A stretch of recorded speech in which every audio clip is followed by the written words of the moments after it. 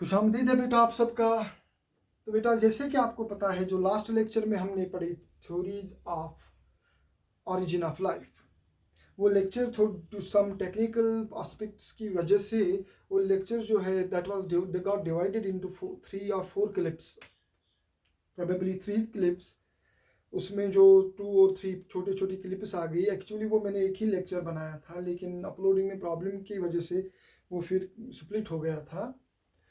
तो आपको याद होगा, आपने पढ़ा है उसमें modern theory of origin of life जो पेरिन और हेल्डेन ने बताई कि उन्होंने कहा अजी ये जो अर्थ है ये पहले ही ऐसी नहीं थी, एक ज़माना था, इट वाज क्वाइट बैरन, ये बैरन थी, कोई लाइफ नहीं थी। फिर क्या हुआ, टेम्परेचर इसका कम हो गया, इसके एटमॉस्फेयर में ऑक्सीजन नहीं था, वहाँ वाटर थे, वाटर मॉलिक्यूल्स थे, वाटर था, but it was in the form of super heated steam, in the vapour form. वहाँ पर मीथेन था, वहाँ पर अमोनिया था, हाइड्रोजन था, ऑक्सीजन नहीं था। फिर उन्होंने हमें समझाया कि कैसे धीरे धीरे वो मॉलिक्यूल्स एक दूसरे के साथ रिएक्ट कर गए। फिर वाटर बॉडीज़ में कैसे ये वाटर बॉडीज़ कैसे बनने लगे, वाटर बॉडीज़ में वो कैसे मिले, फिर कैसे बने सिंपल मॉलिक्यूल्स ऑफ लाइफ, फिर कैसे वो थोड़े डेवलप हो गए, फिर कोसर्वेट्स बन गए, फिर सेल्स बन गई, पहले ऑटोट्रॉफ हिटेरोट्रॉपस बन गए, फिर ऑटोट्रॉपस बने। जैसे कि मैंने आपको बताया कीमोजेनी, पहले बायोजेनी, उसके बाद बायोजेनी, उसके बाद कॉग्नोजेनी। तो वो जो थ्योरी है वो हमने डिस्कस की है। अब वो ठीक है या क्या है उसको वेरीफाई करने के लिए हम वो कंडीशंस एग्जैक्टली नहीं क्रिएट कर सकते, हम उस कंडीशंस में नहीं जा सकते वो पास्ट में। तो एक वर्सटाइल, एक पायनियर एक्सपेरिमेंट किया गया 1953 में। 2 साइंटिस्ट्स थे, इन्होंने बिल्कुल वही कंडीशंस जो ओपेरिन और हेल्डेन ने बताई थी अपनी थ्योरी में और अपनी बुक में, जिसको हम बोलते हैं ऑरिजिन ऑफ लाइफ। उनकी बुक का नाम है ऑरिजिन ऑफ लाइफ, और जो थ्योरी है उसको हम बोलते हैं सिंथेटिक थ्योरी या केमिकल थ्योरी या और मॉडर्न थ्योरी। उसके जो कंडीशंस हैं, जो उन्होंने कहा था, रिड्यूसिंग एटमॉस्फेयर था, ऑक्सीजन नहीं था, तो उन कंडीशंस को साइमुलेट किया गया। Simulate, you know, simulate means as if those conditions are present. उन कंडीशंस को साइमुलेट किया गया, प्रोड्यूस किया गया। तो 1953 में 2 साइंटिस्ट्स आए, एक का नाम है स्टैनले मिलर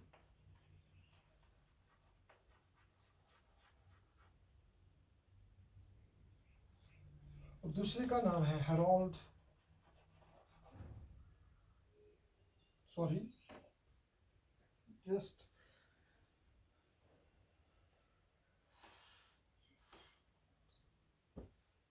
एक का नाम है स्टैनले मिलर और दूसरे का नाम है हेरोल्ड यूरे। 2 साइंटिस्ट थे, Harold Urey and Stanley Miller. 1953 में उन्होंने वही कंडीशन साइमुलेट की जो ओपेरिन और हेल्डेन ने बताई। उन्होंने एक चैम्बर बनाया, उस चैम्बर में उन्होंने क्या रखा, 2 स्पार्क प्लग्स रखे और इस चैम्बर को कनेक्ट कर दिया एक फ्लास्क से जिसको हीट दे रहे थे, और इस चैम्बर में रखा गया वाटर। इसमें क्या रखा बेटा, वाटर। एक फ्लास्क, एक चैम्बर, उसमें पानी रखा, and that water was continuously boiled.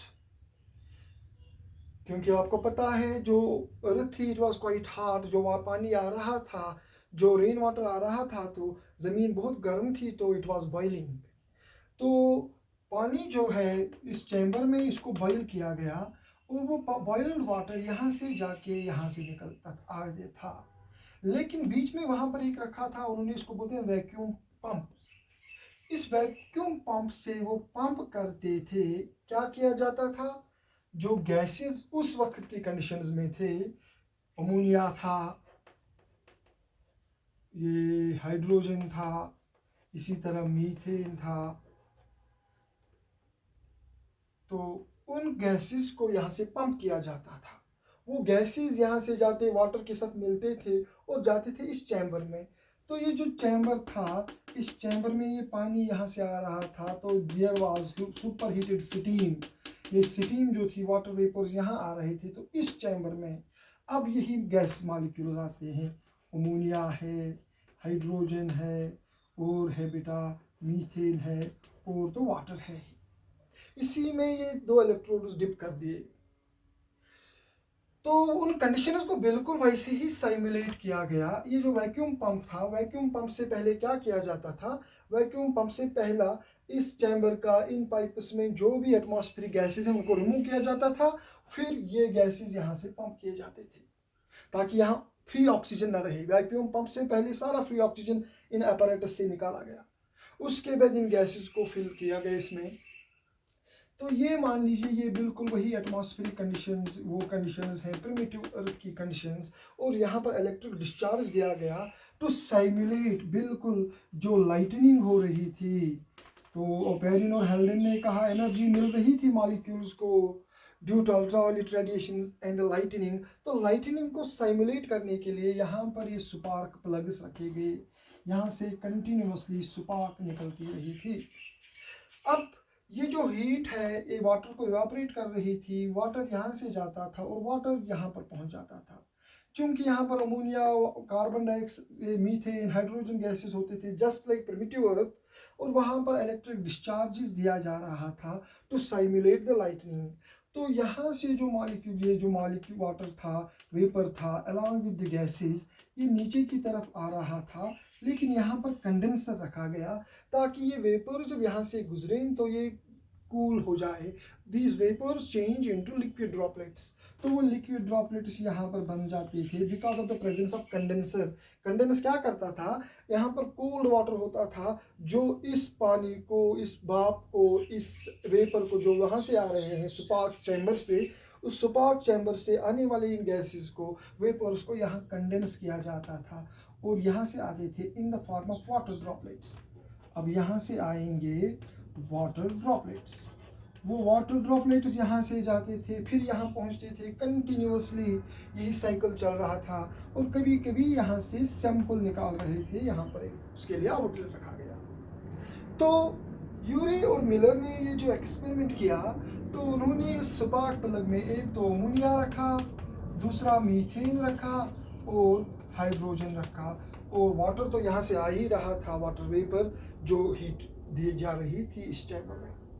तो उन्होंने क्या देखा, जब यही गैसेस उन्होंने इस चैम्बर में रखे और कंटिन्यूसली इलेक्ट्रिक डिस्चार्जेस दी जा रही थी, सुपार्कस प्रोड्यूस कर दी जा रही थी ताकि वो सुपार्क साइमुलेट करे बिल्कुल वही कंडीशंस जो प्रिमिटिव अर्थ में थी। तो ये सिलसिला कंटिन्यूसली चलता रहा ऑलमोस्ट अ वीक। एक हफ्ते तक ये सिलसिला चलता रहा। एक हफ्ते के बाद जब उन्होंने यहाँ से सैंपल निकाला, तो देखिए बेटा पानी यहाँ से बॉईल हो रहा था। पानी जो मिलता था ये गैसेस के साथ मिलता था। यहाँ पर इलेक्ट्रिक चैम्बर था, स्पार्क चैम्बर, यहाँ पर एनर्जी मिलती थी। वो मॉलिक्यूल्स जो होते थे वो एक दूसरे के साथ रिएक्ट करते थे, फिर वो नीचे जाते थे, यहाँ से फिर मिल जाते थे पानी में, फिर इवापोरेट हो रहा था। जैसे मैंने आपको बताया, evaporation, condensation, precipitation. Evaporation last lecture आप याद कीजिए, बारिश हो रही है, फिर वो इवापोरेट हो रही है, फिर वहाँ कंडेंसेशन, फिर से बारिश। साइकिल्स मिलियंस ऑफ ईयर्स तक के होते रहे। तो इन्होंने यही साइकिल रिपीट किया, साइमुलेट किया। तो जब उन्होंने एक हफ्ते के बाद देखा, स्टैनली मिलर और हेरोल्ड यूरे ने जब यहाँ से सैंपल इन्होंने ऑब्जर्व किया, तो सैंपल को ऑब्जर्व करने के बाद इनको ये जो यहाँ से एक सैंपल निकाला, उस सैंपल में उनको कुछ खास चीज़ें मिली जो उन्होंने यहाँ इनपुट में नहीं दी। उनको मिलने लगे कुछ अमीनो एसिड्स, उनको कुछ अमीनो एसिड्स मिलने लगे। उनको मिले अपने ये सैंपल में एस्पार्टिक एसिड्स। उनको मिले बेटा क्या बोलते हैं, ग्लाइसिन मिला वहाँ पर। उनको मिला एलेनिन मिला वहाँ पर। उनको मिला कुछ ये ग्लिसरॉल भी मिला उनको। तो इन्होंने कहा बिल्कुल, जैसे कि ओपेरिन और हेल्डेन ने कहा था कि ये मॉलिक्यूल्स मिले, इनऑर्गेनिक केमिकल्स कंबाइन हुए और simple molecules, simple organic molecules बन गए which are present in our protoplasm. तो ये सिंपल ऑर्गेनिक मॉलिक्यूल्स बिल्कुल प्रोड्यूस हुए थे इस एक्सपेरिमेंट में। तो इन्होंने वैलिडेट कर दिया ओपेरिन और हेल्डेन की थ्योरी। उसके बाद बेटा एक और साइंटिस्ट आए जिनका नाम है बहादुर। बहादुर ने क्या किया, उन्होंने फेरिक क्लोराइड डाल दिया, यही सॉल्यूशन यूज किया, सिर्फ इसमें फेरिक क्लोराइड डाल दिया और फॉर्मल्डिहाइड और फेरिक क्लोराइड इस सॉल्यूशन में डाला। तो उनको क्या मिला, they got almost all amino acids. ये जो बेटा यूरी मिलर का एक्सपेरिमेंट है, इट वाज ए माइलस्टोन। अब इसी को मॉडल बनाते हुए, इसी को रिप्लिकेट करते हुए, इन्हीं कंडीशंस में सिर्फ एक साइंटिस्ट हैं बहादुर, इन्होंने अब एक केमिकल फेरिक क्लोराइड और क्या डाला, फॉर्मल्डिहाइड। क्योंकि ये स्पेकुलेट किया जा रहा था कि वाटर बॉडीज जो आती थी रेन वाटर में, जो माउंटेन से आता था, उसमें आयरन आता था जो वॉश ऑफ होता था माउंटेन से, तो वो था in the form of ferric chloride. तो उन्होंने फेरिक क्लोराइड और फॉर्मल्डिहाइड को यहाँ पर डाला and they got all the amino acids which presently we know, सारे अमीनो एसिड्स मिले। इसके अलावा एक और साइंटिस्ट आए हैं जिनका नाम है किम्बल, दूसरे हैं ओरो, इसी तरह से एक और है उनका नाम है हेराडे। इन साइंटिस्ट्स ने बेटा क्या किया, इन्होंने इसी मॉडल को रिप्लिकेट करके थोड़ी सी चेंजेस की and they got all amino acids as well as nitrogen bases. तो यूरी मिलर ने जो एक्सपेरिमेंट किया था, it was a pioneering experiment. तो उन्होंने वैलिडेट किया है ऑरिजिन ऑफ लाइफ में जो सबसे मानी जाने वाली थ्योरी होती है, which was proposed by Oparin and Haldane, उसको वैलिडेट कर दिया। तो बेटा याद रखिए, as far as your examination for class 12th is concerned, it is a very important question that often is asked. वहां पर आपको पूछा जाएगा, you draw an experimental setup of Yuri Miller experiment, या फिर इतना ही बनाना होगा, एक्सपेरिमेंटल सेटअप ड्रा करना है या आपको डिस्क्राइब करना पड़ेगा। तो सबसे पहले आप देखिए कि एक्सपेरिमेंटल सेटअप वाज सिंपल, फिर वहां पर इनका चैम्बर का काम क्या था, कंडेंसर का काम क्या था, वैक्यूम पंप का क्या काम था, कब तक ये इसको बॉईल करते रहे पानी को, ये साइकिल कब तक चलता रहा, ये तकरीबन 1 हफ्ते तक चलता रहा। और 1 हफ्ते के बाद उनको बहुत सारे अमीनो एसिड्स जैसे कि ग्लाइसिन, एलेनिन, एस्पार्टिक एसिड और एक अल्कोहल जिसको हम बोलते हैं ग्लिसरॉल, वो इस सैंपल में मिला था। Is that clear? तो बेटा उम्मीद है कि अब आपको समझ आ गया होगा, यूरी मिलर एक्सपेरिमेंट बड़ा ही इंपॉर्टेंट है। तो इसके बाद हम जाएंगे हमारा मेन टॉपिक जो है एवोल्यूशन। ऑरिजिन ऑफ लाइफ हो गया, अब है हमारा एवोल्यूशन। एवोल्यूशन क्या है, ऑर्गेनिक एवोल्यूशन किसको कहते हैं, इनऑर्गेनिक एवोल्यूशन किसको कह सकते हैं, एविडेंसेस क्या है, तो बेटा वो नेक्स्ट लेक्चर में। Is that clear? So that is all for today. Verma Alaina इल्लल बलाग।